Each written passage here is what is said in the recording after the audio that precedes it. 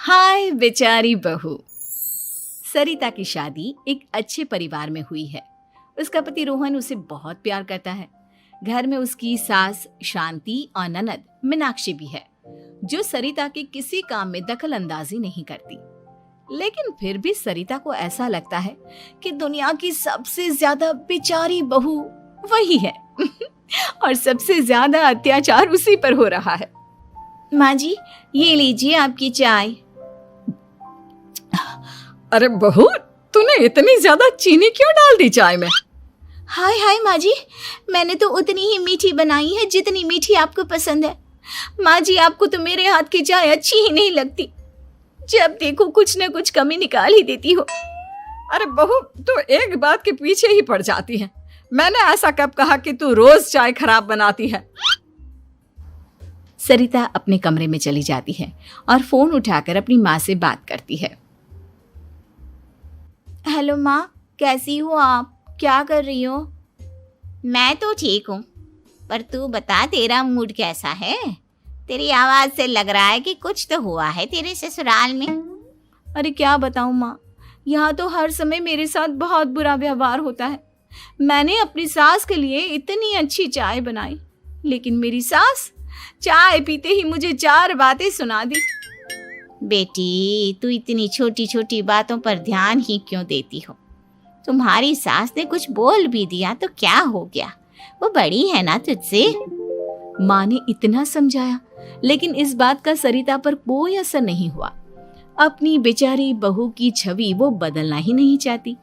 अगली सुबह सब नाश्ते की टेबल पर बैठकर नाश्ता कर रहे थे, तभी सरिता ने अपने पति से कहा, सुनिए जी, मुझे ना आज बाजार से कुछ सामान लेकर आना है।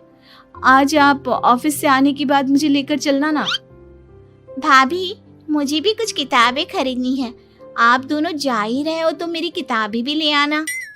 लो, अभी तो बात ही की है बाजार जाने की, तो एक फरमाइश आ गई। माँ जी, आप भी बता दो कुछ, और हाँ, मोहल्ले वालों से भी बोल दो अगर वो कुछ मंगवाना चाहते हो तो। बेचारी मीनाक्षी अपना सा मुंह लेकर रह गई।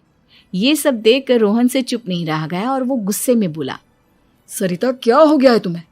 मीनाक्षी ने तो सिर्फ किताबों के लिए बोला है। तुम्हें मीनाक्षी से इस तरह से बात नहीं करनी चाहिए। माफी मांगो उससे अभी। क्या? मैं माफी मांगू? दिन भर आपके घर के काम करूं मैं, आपकी और आपके घर वालों की बातें सुनूं मैं, और अब माफी भी मैं मांगू? ऐसा कभी नहीं हो सकता। ये बोलकर सरिता वहां से चली जाती है। एक दिन उनकी पड़ोसन घर आती है। अरे सरिता, क्या कर रही है?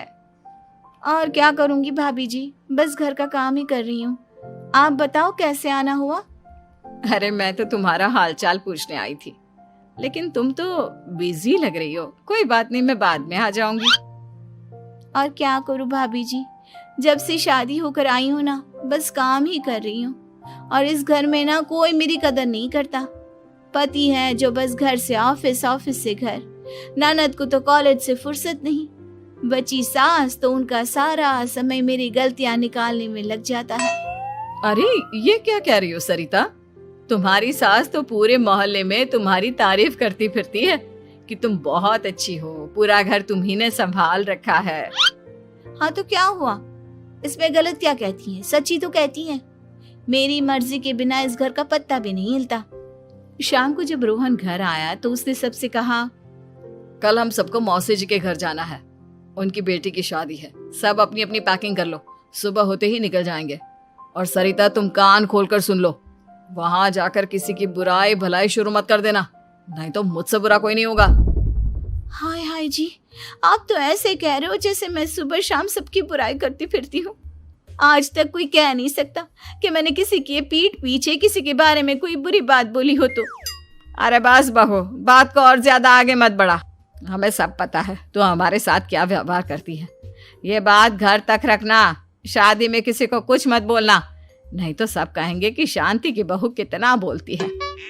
हाँ हाँ, सब कुछ तो मैं ही बोलती हूँ ना।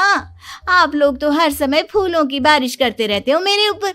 सारी गलती मेरी है जो मैं इस घर में आई। सबका कितना ध्यान रखती हूँ, लेकिन फिर भी मेरी तो आप लोगों की नजर में कोई कदर ही नहीं है। अगली सुबह सब लोग मौसी जी के घर पर चले जाते हैं।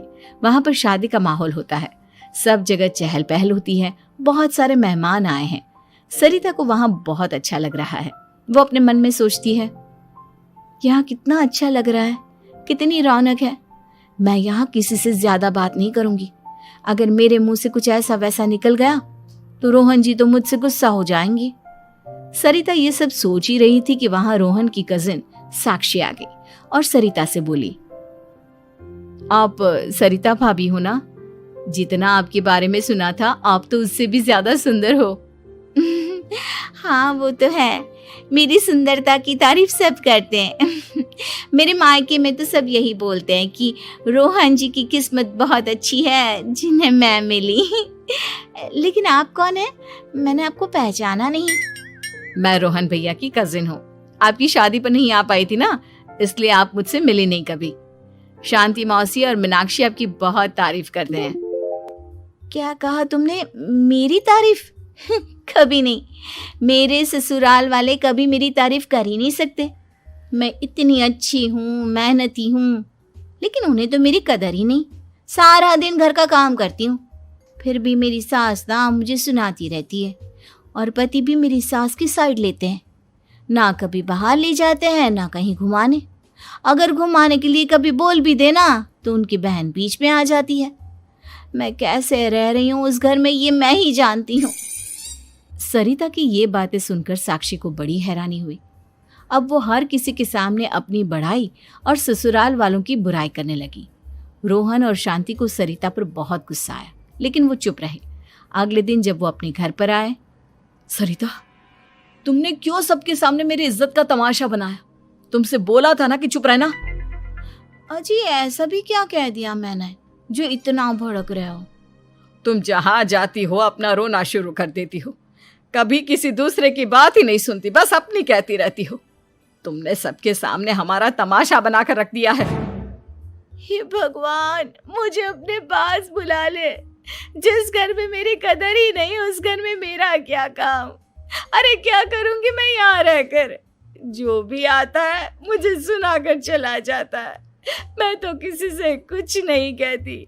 सीधी सादी बहू मिल गई है ना सबको, तो जो जी में आए वो करो।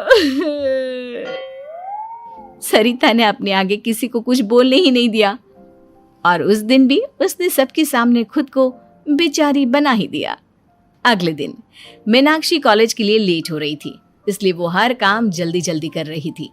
अपना नाश्ता लेने किचन में गई और पतीले में रखे गरम दूध को गिलास में डालने लगी। दूध का पतीला उसके हाथ से छूट गया और गरम गरम दूध उसके हाथ पर गिर गया। ओए माँ, हाय मेरा हाथ, माँ मेरा हाथ जल गया। मीनाक्षी की आवाज सुनकर सरिता दौड़ती हुई आई। ये क्या किया तुमने? तुम्हें नाश्ता चाहिए था तो मुझसे बोल देती, मैं क्या मना करती थी? अब पता नहीं कितने दिन की मुसीबत पाल ली तुमने। सरिता मीनाक्षी को उसके कमरे में ले गई और उसका बहुत ख्याल रखा। उसका इस तरह से ख्याल रखना शांति और रोहन को थोड़ा अजीब लगा। माँ, सरिता के दिमाग का भी कुछ पता नहीं। कल शादी में सबको इतना कुछ बोल कर आई है हमारे बारे में, और अब मीनाक्षी की कितनी अच्छी देखभाल कर रही है। ये ऐसा क्यों करती है? बेटा, तेरी बीवी की ना आदत हो गई है सबके सामने खुद को बेचारी दिखाने की, और आदत इतनी जल्दी नहीं बदलती।